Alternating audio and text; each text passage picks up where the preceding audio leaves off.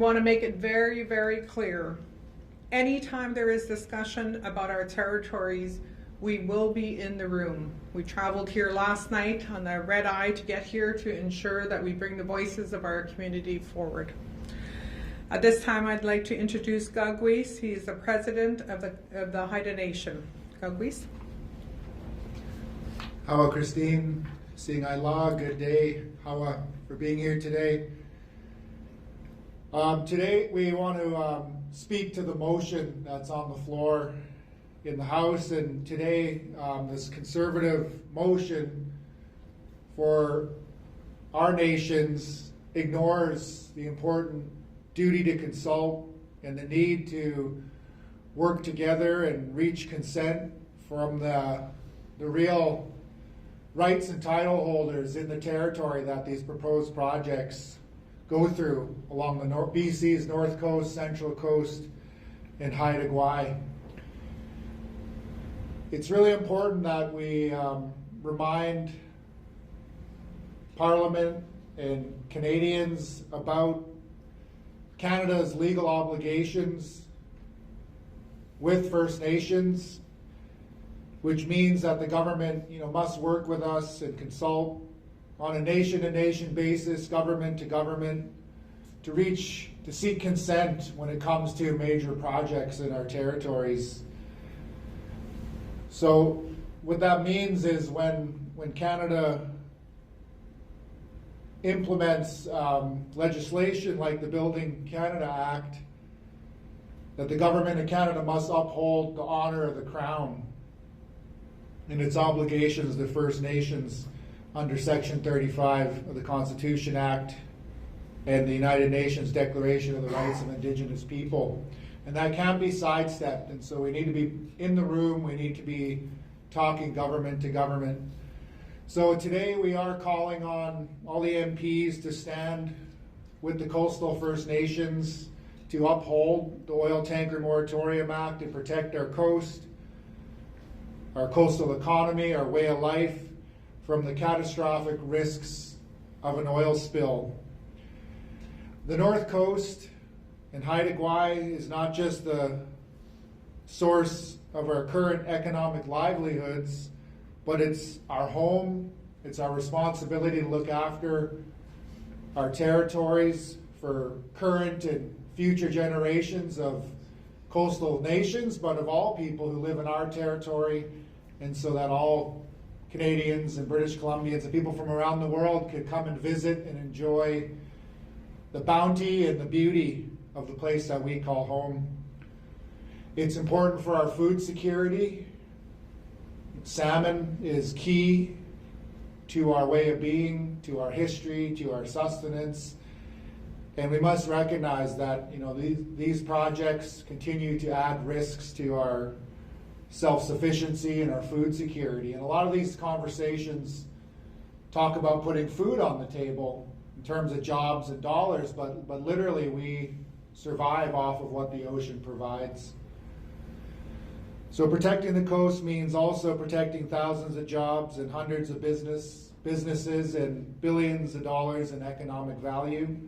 Our coastal economy contributes over $3 billion every year and is continuing to grow, and employs up to 30% of the people on the North Coast. So the tanker ban, staying fully intact, is foundational to protecting the coast and our growing the sustainable economy that we've been working hard together to build up over the last 30 years. And I think to understand that a little more, that means keeping the pipeline and any oil tanker traffic out of these waters, especially the Hecate Strait, which is very shallow. It's Environment Canada has it listed as the 4th most dangerous body of water in the world. Waves, swells can reach 10 to 20 meters, and we need everyone to understand the geography, the area, and the risks that this pipelines pose. And we have never supported the pipelines or the tanker traffic, and they're not part of our vision for a healthy, sustainable, economically diverse economy. on the North Coast, Central Coast, and Haida Gwaii. Thank you, Gugwis. I just want to point out that the Northwest BC alone represents over 40% of the already shovel-ready major projects identified by the federal government. We want to get back to our successful track record that we have been able to do. Want to work back with provincial and federal government on projects that protect our environment, deliver jobs to our coastal communities, and support our livelihoods and the livelihoods of everybody that works and lives in our territory, and the thousands and thousands of people who rely upon this on the North Coast. We understand that these are very challenging economic times, and that's why we support projects that are built in partnership with Indigenous people, protect the environment, and that benefits to all Canadians. Thank you.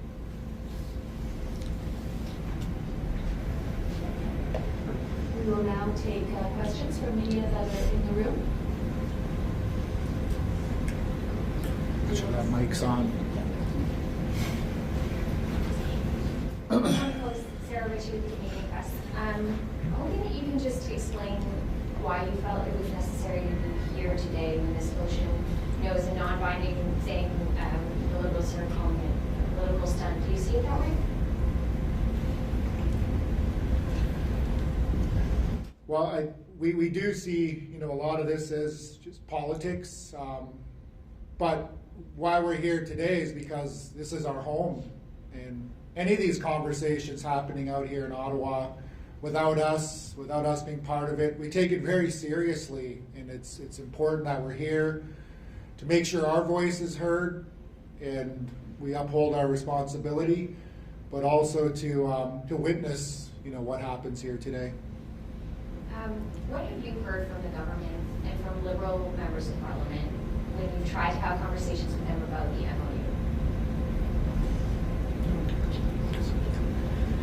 We are having discussions now about bringing the Prime Minister and some ministers to our community. So I think it's really important. We have had that initial dialogue, and we're working towards that to ensure that they are coming and meeting with the rights and title holders in the North Coast to start that discussion. Thank you. Yeah, good afternoon. Ryan Tumblety with Toronto Star. You talked a little bit about the waves and the conditions on the Hecate Strait. Do you see any potential where oil tankers could travel there in a manner that you would find safe and acceptable, and have no risk there, I guess? Yeah, thanks for the question. I would say that's a no. Like, to have no risk, zero risk, is something that isn't possible. There is no way to clean up an oil spill. There's no technology. And so in those areas along the Hecate Strait and Dixon Entrance, it is extremely dangerous, extremely risky, and we need to do everything we can to keep the crude oil out of those areas because of that fact that there is no way to avoid the risk. I must also share that this tanker ban, the variations of it, have been in existence for over 50 years. And that's got to say volumes. That doesn't change at any time because it's based on what's in front of us. And one of the pieces that we've been really thinking about is with these new LNG projects that were announced, that's 471 new ships that'll be coming through the North Coast. And then you add tankers on top of that, is absolutely craziness. That was actually going to be my follow-up question. LNG Canada has been operating since, I guess, this summer. What has that done to your coast, and what concerns do you have, I guess, about possible expansion? Well, it is adding to the shipping traffic of much larger carriers coming through our territory, in addition to the current volume of shipping coming out of the Port of Prince Rupert. And so each ship adds cumulative effects in terms of impacts to the ecosystem. We are experiencing already the introduction of European green crab, which is decimating ecosystems currently as a result of shipping. That strikes on whales and other mammals, and basically the risks of, the more traffic there is, the risks of engine failure or any other issues with the ships. There is very little capacity to respond in a timely way, and even the bunker fuel and other things that these ships are carrying are already a significant risk. And I think that's really important to understand, is there is no risk assessment currently for all of the existing shipping and the projects that are on deck, and that each, what we're balancing here is that there already is a significant amount of activity all around this area, the waters, and adding to it is what we fear will tip things over the balance.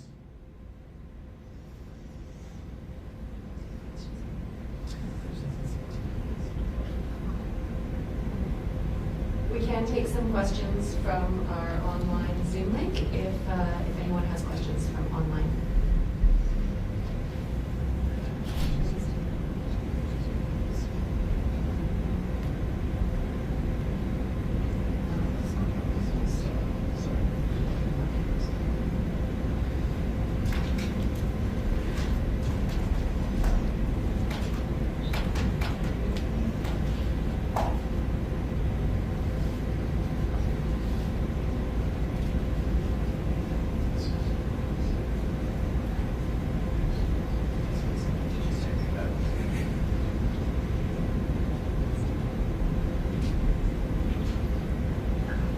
Should have had some jokes for you guys.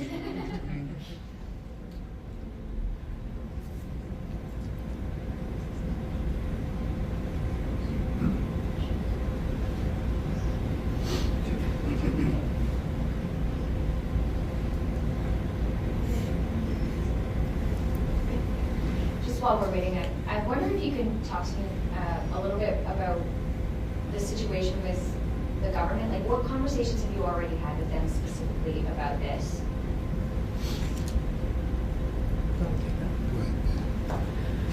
So as I mentioned earlier, we are working with the federal government, the Prime Minister's office, and some of the other ministers to have a conversation. This is not a conversation that individually that we're having. We're going to have them come up to our territory to have that initial discussion. So we're planning to do that in sometime in the month of January.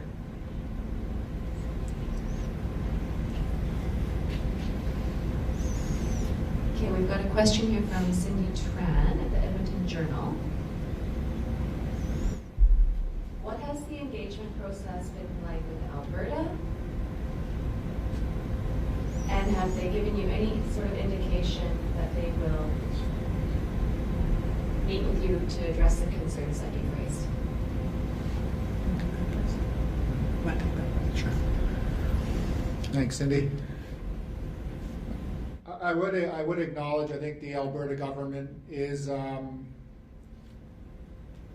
think, keen to reach out and have discussions. The environment, or the Minister of Indigenous Relations, I think has been trying to make contact with some leadership on the coast. Our message is, though, that we need to be, working with the federal government, and as Christine mentioned, that's where our focus has been here, is building that relationship and government to government with Canada. And we've been working very closely with the government of British Columbia together on our position on this project and our cooperation on implementing rights and title in British Columbia, but also on the other projects that are being discussed.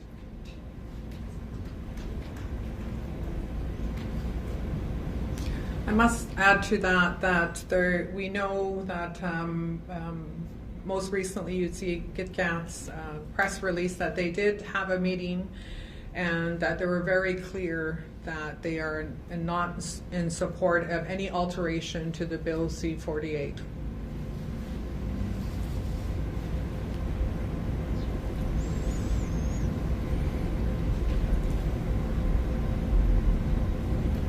Maybe I could just seek a clarification from terms, then if there's no support for any alteration of C-48, then what is the discussion that you're having with the federal government? Like, is there a way for a pipeline to go to the coast without that?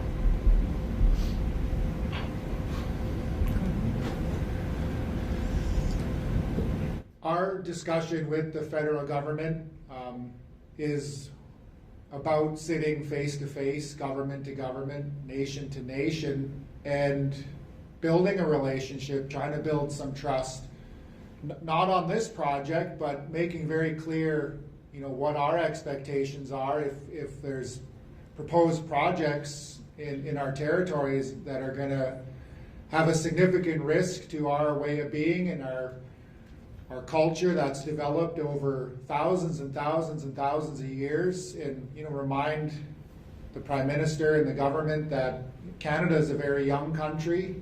Our nations have been responsible for looking after our territory for thousands of years, and it's really about trying to reset and reestablish our relationship between Canada and the nations, and hear directly from them on what their thinking is in working on this MOU, doing it without us, doing it without British Columbia. But we also recognize the situation that the government is facing, and we do want to work together and be partners and find areas of common interest and alignment. Unfortunately, the oil pipeline is not one of those areas. And we also have many historic agreements that we need to be discussing with the federal government. We have just recently the project finance for permanency, the PFP for the Great Bear Sea. We have a lot of work that needs to be done on that. As Gagwis talked about early, the transportation that's happening in our community now with some of the LNGs that have come online. Making sure that our stewardship, our guardians are well supported in the work that they need to do ahead. So we have a lot of items that we want to cover during our meeting.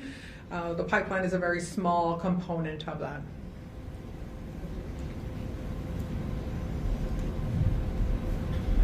We have a question here from Amanda Fosgate at the Tyee, and she's asking, Skeena Bulkley Valley MP Alice Ross has spoken in support of the Conservatives' motion this morning. I'm wondering what Gagwis and Christine would say to the local MP who appears to be showing support for an oil pipeline and reversing the tanker ban.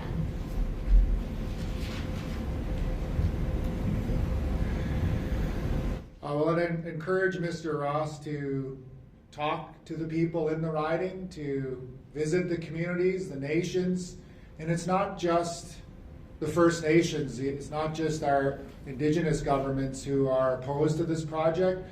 I could speak clearly and firmly that all of the elected leadership on Haida Gwaii stands against this project. That's municipal leaders as well. And all of the people who call Haida Gwaii home are very concerned about this pipeline and these discussions going on. So I think it's important that the MP really represents all the voices in the riding and not just the party position.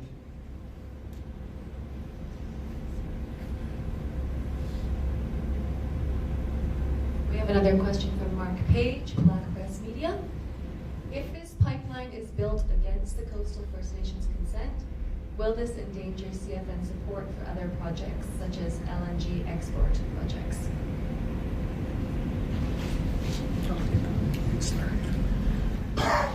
So I think it's really clear. So my board of directors, which are the leaders of each of our respective communities, the title and rights holders of our communities, had made it very clear that we're focusing on the Bill C-48. It's really important work. It has consumed all of our time and our bandwidth within our organization.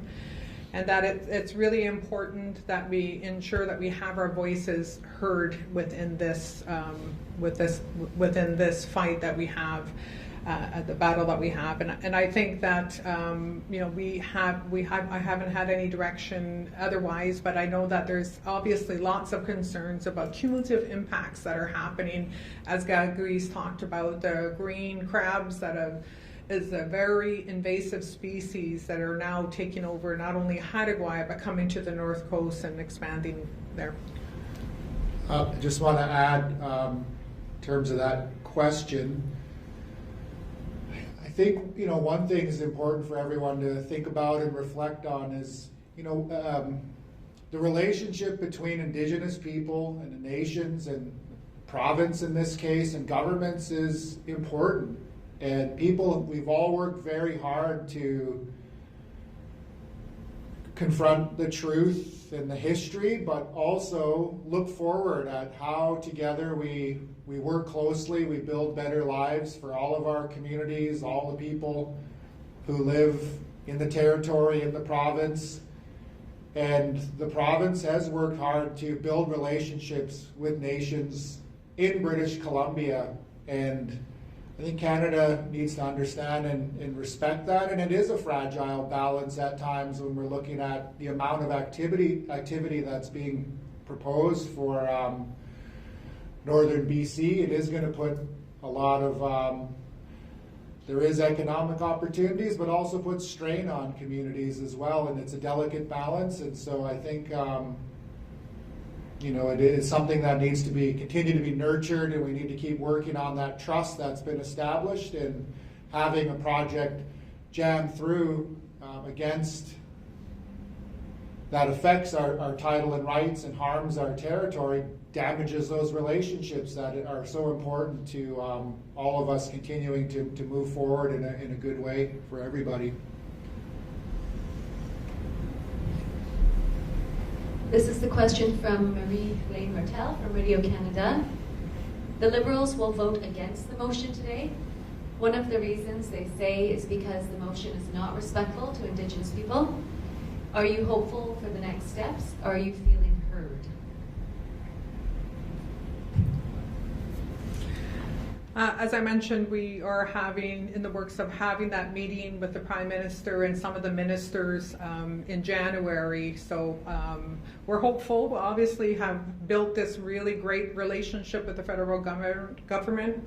We have done some historic agreements. The Great Bear Rainforest is an example of one of those agreements, along with the federal government and the provincial government.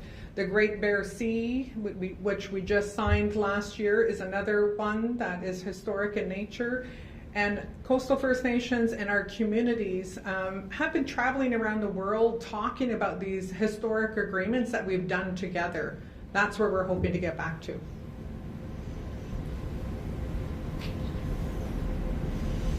I don't believe there's any more questions, so with that we can conclude the press conference. Thank you, everyone. Oh, thank you.